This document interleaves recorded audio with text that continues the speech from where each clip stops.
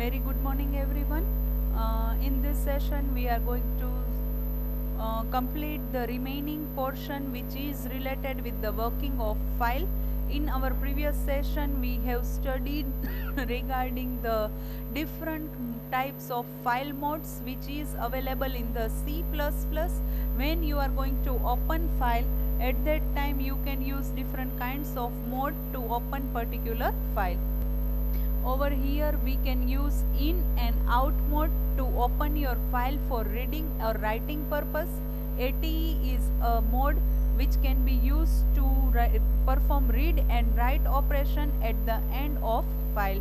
You are having one more mode which is called append mode. Append mode is responsible to write the file at the end of file. Trunc is there which can be used when you want to open a file to overwrite. No create and no replace is there. When the file is already existing, at that time it will open the file, but it will produce error if the file does not exist. And no replace is there. Generally it is used to overwrite your file in the write mode. You are having one more mode which is called binary mode.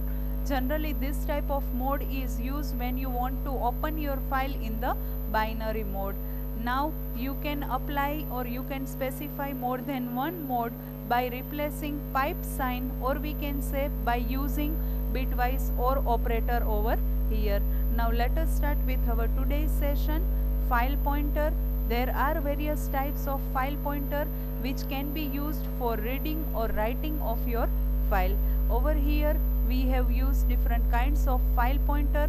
We have taken the example of reading mode, MVM space college, that is the content of our file. Now my pointer is on the first position, that is on the M. Right now see, this is called input pointer. Now when you are going to open your file in the write mode, at that time you are going to use output mode. And when you want to append your content, at that time naturally your pointer should be at the end, and you are going to preserve your data and you are going to use output pointer. Now you have 4 different types of function name which can be used: seekg, seekp, telg and telp. These 4 are the functions through which you can get or set the position of input or output pointer. Now seekg and seekp, it is used for the input and output pointer. Generally seekg gives you the get pointer and seekp gives you the put pointer. Get is generally used with the input pointer and put is generally used with the output pointer. Similarly telg is used to tell a get pointer, and generally it is used for the current position of input pointer. Similarly telp, tell means to say something, right? So telp means what? It is a put pointer which returns the current position which is based on the output pointer. So this particular topic is important based on the theoretical aspect, and question may be asked in the 5 marks during the theoretical session, right? So listen this particular video carefully. File pointer is nothing but there are 3 pointers which we have used. First is called input pointer, second is called output pointer, and third is called output pointer, but it is in the append mode. This is in the writing mode and this is in the reading mode. I am going to highlight reading mode also. Now there are 4 types of pointer which can be used. One is called seekg, other is called seekp, telg and telp. Now seekg is used when you want to use get pointer and it is used with the input pointer.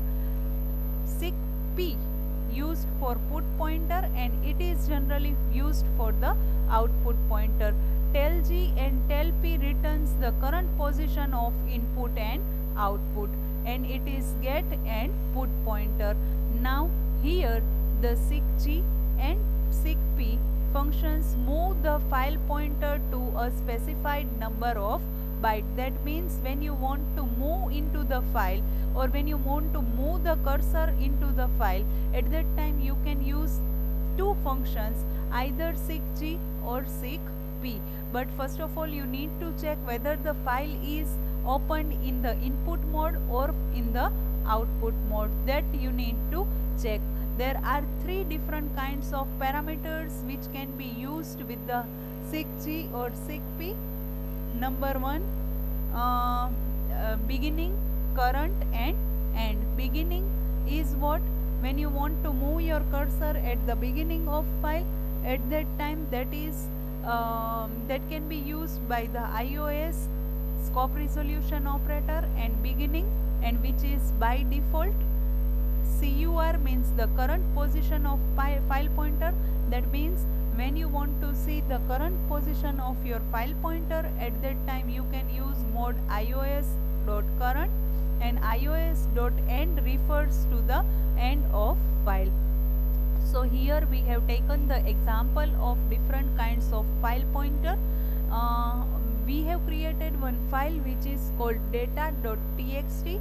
We have taken iOS and input mode. So moving the input pointer input pointer at 5th position, how can be possible? So we need to move it from the beginning, and at which position I want to move, that is in the 5th position. So see, we are having input mode over here. So with input mode we can use seekg. See over here, right? So seekg can be used. First of all, from the beginning I want to move at the 5th position. Now f1.telg is there, which says the current position of input pointer. My current position is naturally at the 5. See, this program you can perform in the practical session also, but this is the important program based on the theoretical aspect. That's why I am going to explain in the Word document. Otherwise you can check this program in the practical portion also. So you will get this will set the pointer to the 5th, and telg will tell that my input pointer is at the position 5. Now if I want to move 3 bytes ahead from the current position, so iOS.current is there, and 3 position I am going to move. So which is the current position? 5. So now my pointer would be on the 8th position naturally. Let me repeat once again this code. I am going to open one file which is called data.txt. I have opened my file in the input mode. So two functions I can use, seekg and telg. Seekg sets the seekg sets the pointer position to the specified location. Right now I am going to start with the beginning, and from the beginning my pointer is at the 5th position, right? So when I am going to print my cursor position, at that time it will print input pointer is at 5th position. Now moving the input pointer to 3 bytes ahead. If I want to move to the 8th position, at that time what is my current position? That is on the 5. So after 5, now my pointer is on the 8th position. Now I am going to close this particular file, and I am going to open it into the output mode. Now what happens? I am going to use seekp and telp, because both the function can be used with the output mode. So moving the output pointer position at 10, how can be possible? So for that, the position on which I want to transfer, that position I need to use, and then the beginning. Now minus is there. So minus means what? Moving 3 bytes back. That means when I am going to print this particular line, it will print 7. Why? because my current cursor position is on 10, and at the current from the current position I want to move back. So for that 10 minus 3 means 7. So now my current pointer position is at 7. So f1.tlp is there, which is used with output pointer. So remember one thing, when your file is opened in input mode, at that time you can use two functions, seekg and telg.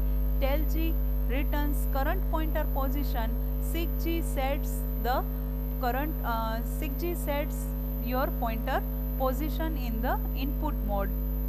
When your file is opened as a output mode, you can use two functions, seekp and telp.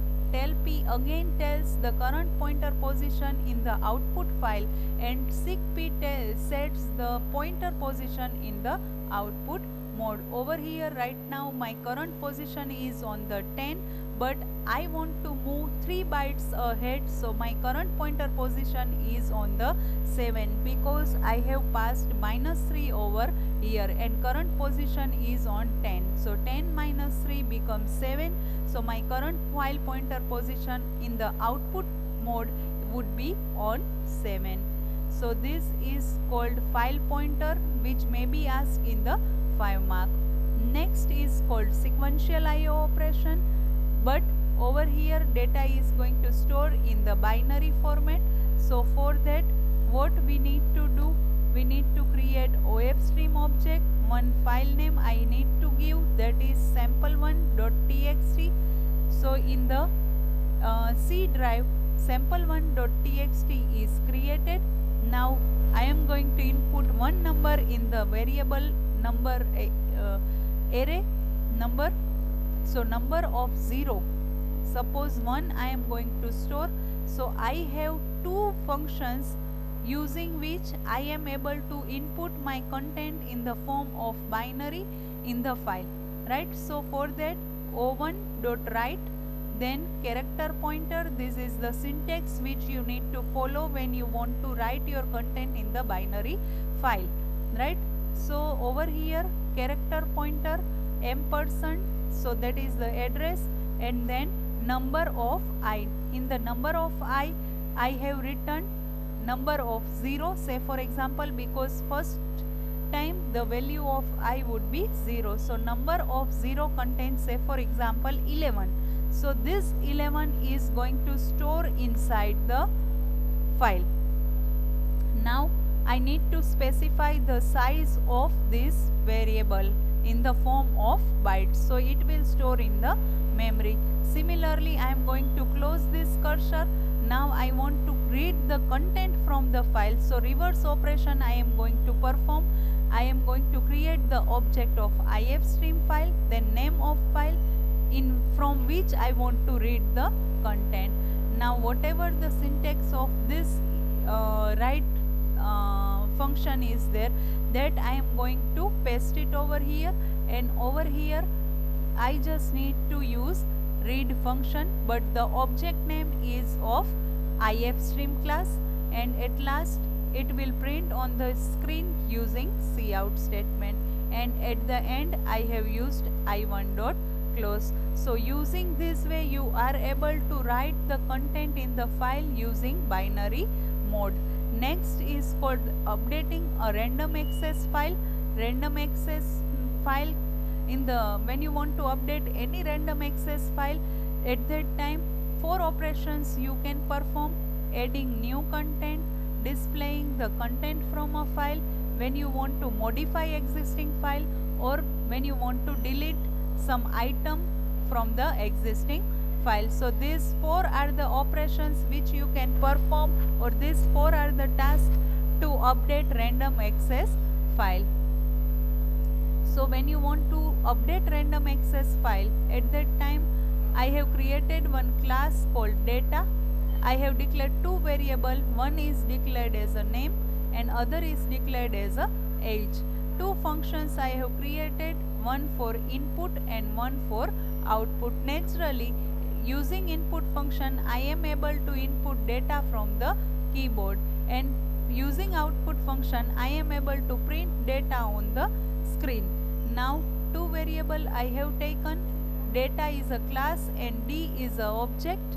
Now we are going to merge all the programs or all the content which we have already discussed in previous video, right? So over here you can easily understand that data is a class and D is the object of that class. Now over here I have created the object of fstream class. So my file would be open in any mode, in, out and at the end mode. Now when I want to input two records, at that time I need to take loop and d dot input. So d is the object and input is a method. When you want to write the content into the file, this thing we have already studied in this particular topic, sequential IO operations, right? So this code you can copy and paste it over here, but over here we are going to input object D, right? And we are going to initialize the size of D. Similarly, when you want to display the record, first of all you need to move your pointer using SIG on the first record, and up till your file is read, you want to display the output using d dot output. Again, D is a object and output is a method of this particular data class. Now when you want to update the record of particular file, at that time you need to give the number. So enter number to update. Which record you want to update, that number you need to enter. Now if file is at the end of file, at that time you need to clear the pointer. Otherwise you want to set the pointer position by number minus 1 into multiplied by size of D. Size of D is nothing but it is a size of object. And now you want to enter new person details using D dot input. Again you need to update your file. For that you need to use f dot write and new content of file. Now you want to display the record from the file. So again my pointer would be on the 0th position, and this is the function through which I am able to read or I am able to print the output on the screen. And last is called command line argument. This is again the most IMP question which may be asked in the 5 mark during the theory exam. Command line argument is nothing but when you want to get some commands using command line argument, such thing can be possible with the CLA. What is the full form of CLA? Command line argument, which contains two arguments. One is called integer ARGC. ARGC means ARG argument count, and ARGV means the collection of array. Now ARGV of 0, ARGV of 1 and ARGV of 2.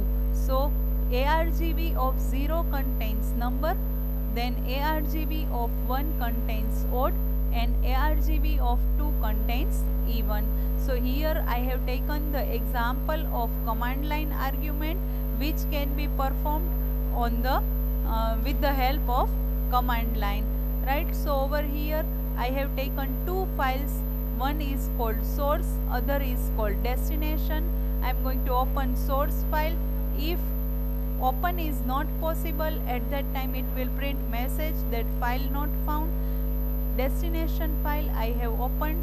Suppose again it is not open, at that time cannot create destination file. While source is not at the end of file, at that time it will put content on the destination file. So this is the program using which you are able to copy content of source file into the destination file, but you can only copy the content of your source file to the destination file only if one file is exists. So over here before copying you just need to check that file is available or not, otherwise it will print message on the screen like file not found or cannot create file. Suppose both the file is available, at that time you just need to get the content from source file, and you need to put that content into the destination file. So in this way, file is copied from source to the destination. Last is called error handling. During the file writing mechanism, sometimes it may be possible that your cursor is at the end of file. So there are 4 functions which can be used with each other, like EOF, fail, good or bad. Now EOF means what? End of file. It generally returns a non-zero value if the pointer is reached at the end of file during read operation, otherwise it will return 0. Similarly, when you are going to use fail function, at that time it will return non-zero value when input or output operation fails, otherwise it will return 0. Similarly, when you are going to use good function, at that time again it will return non-zero value if no error occurred during last operation, means the operation performed successfully. See, whatever the operations you have performed, that is performed properly, at that time it will return non-zero value, but it will return it will return 0 suppose your operation has failed. There is new function which is called bad. Again it will return non-zero value if an error occurred during last operation, that means an invalid operation was performed on the file, right? So these 4 are the functions which can be used while you are going to handle any error. I am going to repeat it once again. EOF is a function through which you will get non-zero value if your file pointer is at the end of file. Otherwise, in remaining situation, it will return 0. Similarly, you are having fail function. Again, it will return non-zero value if your file is on the input or output operation. Otherwise, it will return 0. You are having 2 more functions. One is called good and other is called bad. Good returns non-zero value if no error occurs during the last operation, that means your operation has been performed successfully. The last function is called bad function. It returns non-zero value if any error occurs during the last operation. So that means an invalid operation was tried to perform. So this is the program which is based on error handling. Over here we have taken one file which is on the input mode. In that we are going to write something which will write in the form of binary. We are having one function f1.fail. So this will print success because this will print fail because there is no content inside the f1 object. Similarly, we are having our pointer at the reading mode, or we are having our pointer at the end of file. If my this particular file I have not used f1.read, suppose you are going to skip this particular line, at that time it will print end of file. But right now our f1 object is capable to read the file, so it will print reading on the screen. Similarly, 2 more functions we have used over here. f2.open. So suppose sample file is already available, at that time it will print good file, otherwise it will print bad file. So this is all about the working with file in the C++. 2 videos we have placed regarding the working with files. I am going to repeat it once again, that this particular unit we are going to see with the help of theoretical point of view only, because it is important based on the theory exam. So we are not going to see the programs which are related with this particular topic, but yes, it is given over here. So if you want to refer these programs, you can perform it on the lab also, but there is no requirement, as this program is not important based on the practical session. This is just for the reference. I have given the list of programs over here. If you don't want to write this program in the journal, then again it's okay, but in your journal up till the unit number 4, that means the last program is would be written regarding unformatted IO operations. We have performed 5 programs based on the formatted, 4 for the formatted IO operation, 1 for the manipulators, and 4 programs for the unformatted IO operations that you need to write in the journal. If you want to, this is voluntary. If you want to write these programs in the journal, then it's okay, and if you don't want to write in the journal, then again it's okay. So this is all about our today's session. In our next session, we will discuss the theory regarding exceptional handling mechanism. Thank you all.